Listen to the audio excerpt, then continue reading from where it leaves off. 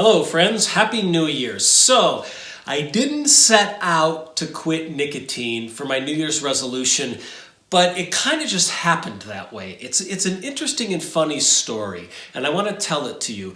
Though I am currently in serious nicotine withdrawal, so I started this video yesterday, and here's what happened.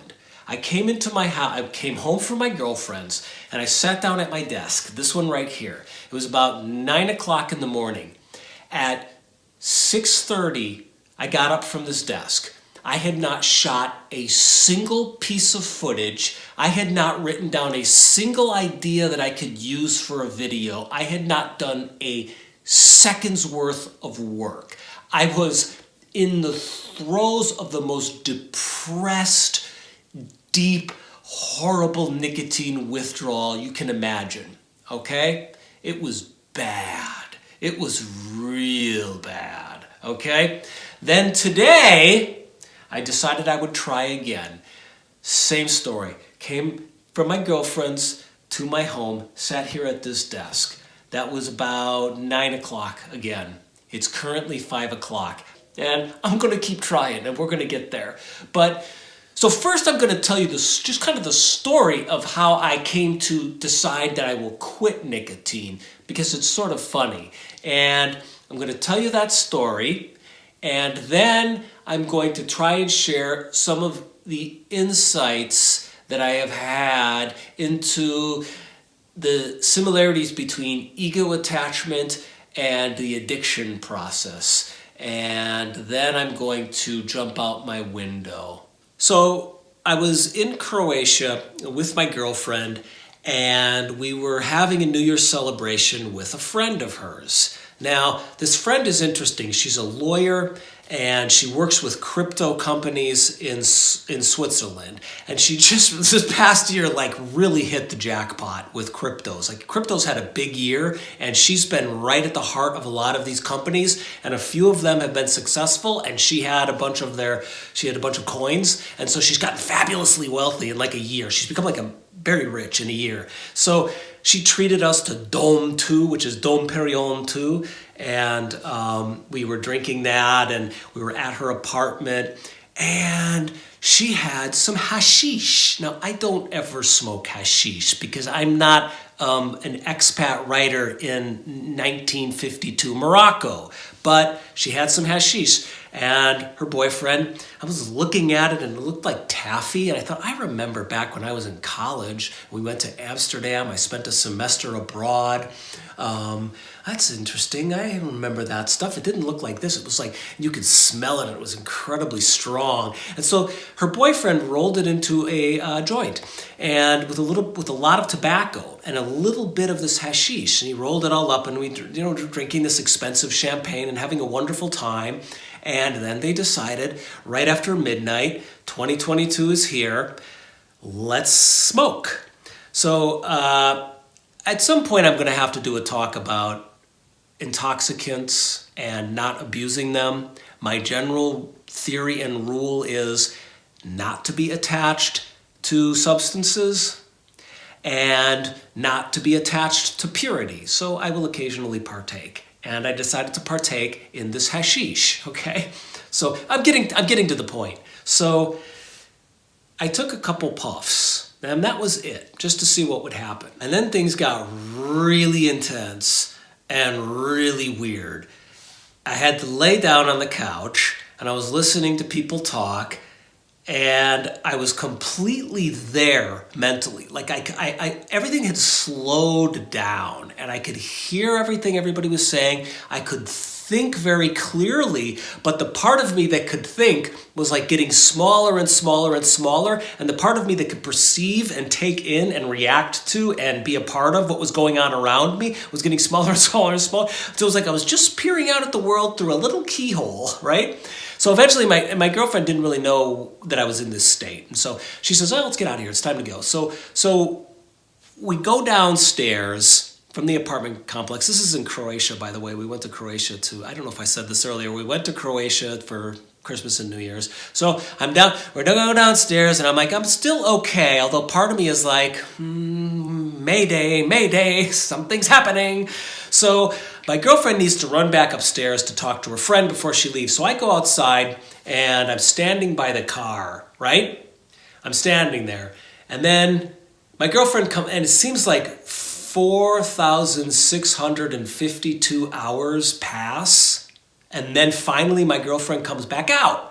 And she's going to drive, clearly. And she comes to the car, and she's standing by the doorway, and I can see her talking, and then suddenly, it's like I blinked, and I was lying on the ground, looking up at the stars.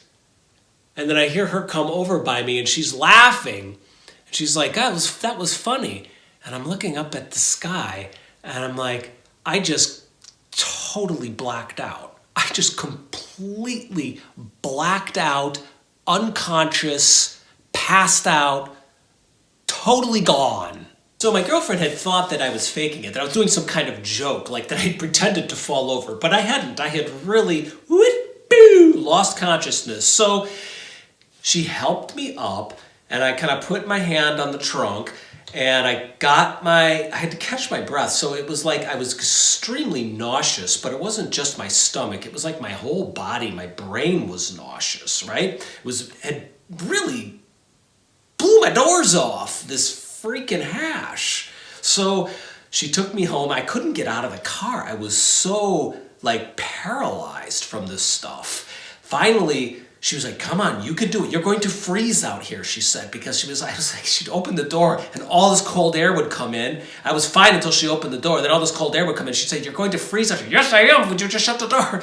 So finally, she helped me into the house. I laid down in bed and I just fell asleep. But I fell asleep with nicotine gum in my mouth. So the next morning I wake up.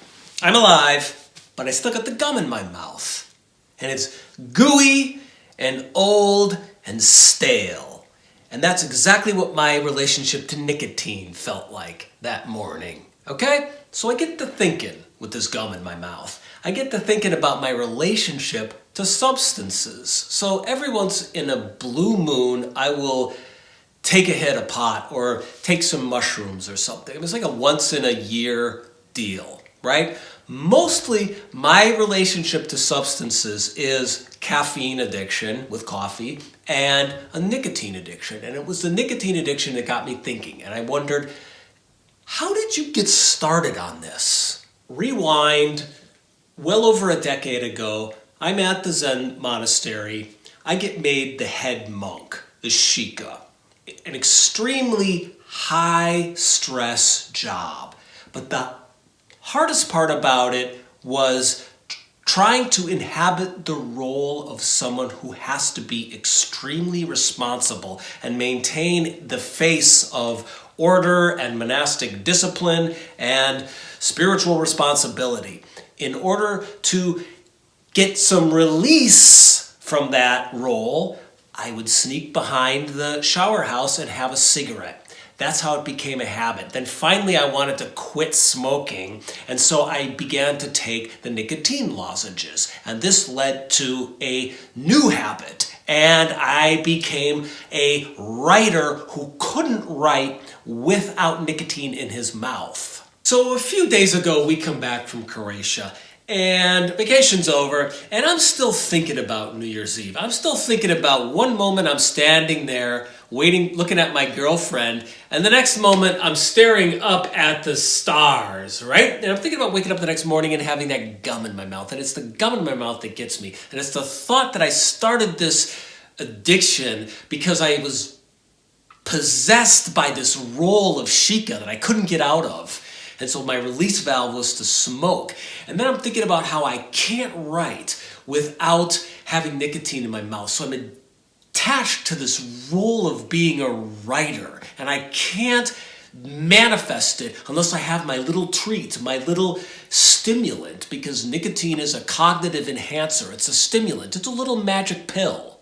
And then something shifted out of nowhere. I don't know what it was. Some part of me said, I don't want the magic pill anymore. So for many, many years, I kind of was like quasi-ashamed that I had to take this pill in order to write, and kind of annoyed that I had to keep doing it, and how much money it cost. It's like 130 euros a month. That was actually a big factor. I was like, I can't afford this anymore, man. Money is tight. Suddenly something shifted, and it was like, I'm done with nicotine. So the first little Buddhist Zen lesson here is, I'm going to try and make this clear because it's a little bit tricky. Like, I don't have always that much direct willpower over myself, my circumstances, my soul, my needs, my desires, right? I had an addiction to this nicotine, and I knew for years and years it was stupid. I may go back to the addiction again. I don't know. But something shifted in me in this moment, and it wasn't conscious. It wasn't like I said, finally, I'm going to stop doing this. Everybody watching this video right now has something in their life where they're like, I know I shouldn't be doing this. I know I should stop smoking, stop jerking off to porn, stop eating those sugary foods, stop losing my temper with my spouse, stop slacking off at work, stop thising, stop thatting, stop nicotining, whatever it is. You have something in your life. Why is it I have ginger in my mouth now? I'm chewing ginger now, sorry. Why is it that we can't quit? Why is it that we don't have more control over our mind? Why is it that we can't just change when we need to and we want to? Honestly, I don't know. But there was something really heartening and really cool to me about the fact that something in me outside of my conscious control said, done with smoking, or done with nicotine, done with these nicotine lozenges. So my point is, like, don't lose heart, right? If you find yourself like, I'm trying to do something to accomplish something or to quit some bad behavior, but it just isn't happening, don't lose heart. There's some little ear inside of you that's listening. And every time you try and put in some sincere effort, sincerity to improve or to become more complete or a better person, every time there's some little ear in you that's listening. And at some point, the whole body that little inner ear is attached to is going to snap to, and you're going to quit smoking or do whatever it is you need to do. So don't lose heart. That's the first lesson. The second lesson, so as the physical withdrawal process kicks in and continues as it is now, it's like a black curtain is being pulled back, and I'm seeing what's behind the addiction, and it's really painful. What I see is a guy who is attached to his roles, a guy who is fixated on his roles as a good monk and a great writer. That's what was behind the physical addiction. And in both cases, there's a fear of failure, a fear that I can't live up to my own expectations and other people's expectations of what I'm supposed to do in the role of being the shika or the head monk or as a writer. So it's been a trip. I started off New Year's Eve smoking hashish, and then I wound up on my back after smacking the ground, looking up at the sky. Woke up the next morning with some gum in my mouth, and suddenly something had shifted. A few days later, I decided to quit nicotine. The self is a mysterious entity. In the Rinzai Roku, the Rinzai, the founder of my school, says, followers of the way, what is there for the resolute fellow to doubt? The activity going on right now, whose is it? Whose is it? The activity going on right now, who owns it? Then he says something interesting. He says, grasp and use but never name. This is called the mysterious principle. I like that notion. I like that phrase, mysterious principle. Like, underlying our personalities that I think I have control over, underlying this life that I'm living, that you're living, that we're making choices in, ultimately we can grasp and use different circumstances, different things, different ideas, but never name, never fixate, never say I'm a good monk or I'm a good writer, because that's when you make mistakes. Keep yourself open to the mysterious principle. Addictions are like a way of like trying to control your moods. They have been for me a way of controlling your moods, controlling your how you feel inside. Yeah? You don't get to touch that mysterious principle if you're trying to control how you feel inside. And so that's something I'm like coming to grips with now as I come out of this addiction. The reason I became addicted to nicotine lozenges is, as I said, I think that fear of failure. And now that I'm letting that addiction go, it's like that fear of failure is just flushing forth. And so that's why it's taken me 2 motherfucking days to shoot this video. I couldn't figure out how to do it. And I'm not even doing it well now. I'm gonna look. Like I said, I started, it's now 7 p.m., okay? I've been here since 9 a.m., 2 days in a row. These last 15 minutes that you just spent in your life, 2 days of my life, and it's been a messy process to try and get off of my nicotine addiction while talking about it within some kind of spiritual context at the same time. I'm sorry I failed. However, if you'd like to support this page and the work I do here, there's the link to Patreon. I'll continue to post videos, and next week I'm going to try and just make a script, and hopefully I'll be fully out of my nicotine addiction by then, and I'll be a reborn man, and I won't peter out at the end of the video like I am here.